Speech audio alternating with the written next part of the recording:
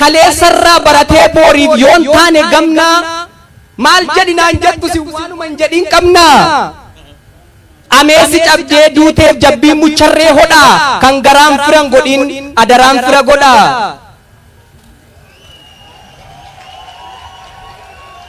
meelannaaf caba yaadaa dhadhaabbataan okkollee ergal fuunee dubbannaan dubbachuun keenyan tollee akka ofii dubbannutti ofumaa yoo ergan bullee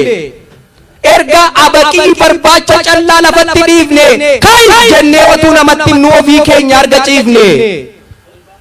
erga wanti dubbatamu onnee keenya hin jijjiirre dubbataan dachee guutee dhaga'aan erga hin jirre erga dabaasuu yuu dadhabne balbala banaaf cufaa maaliif jedhinaan jettu jennaanoo maaltu dhufa jedhinaan jettaniire erga jedhinaan jettanii waanan jedhu nan jedha waan hundumaa dursee garuu handaaqoo kormaaf dhaltuufan dhaamsa koo dhaamuu fedha yaa handaaqoo kormaa nanaa kan foon mataatti baattu yookiin ofii keenyaattu yookiin namaaf hin laattu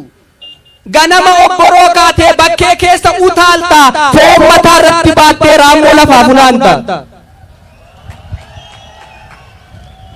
takka dikee arraabda takka marga ciratta coraa garbuu boqqolloo biyyoo wajjin siphatta wanta rabbi siif laate foon diimaa otuu baattu maali kan gad deebitee arcaa baqii nyaattu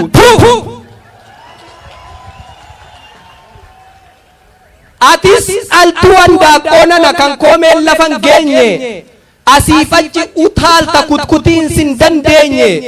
seeran daaqoo ganamaa dagattee aadaaf safuu ni hallatta ni qotta kosiif biyyoon si nafu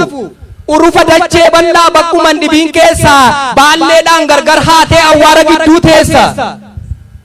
maal akka baatun beektu garaan dachee kun jalli gaduma qotaa oolta sitti baree amalli dhiisi jennaanis diddee iman dhageessu duruu barana qottee baafatta albee morma kee muruu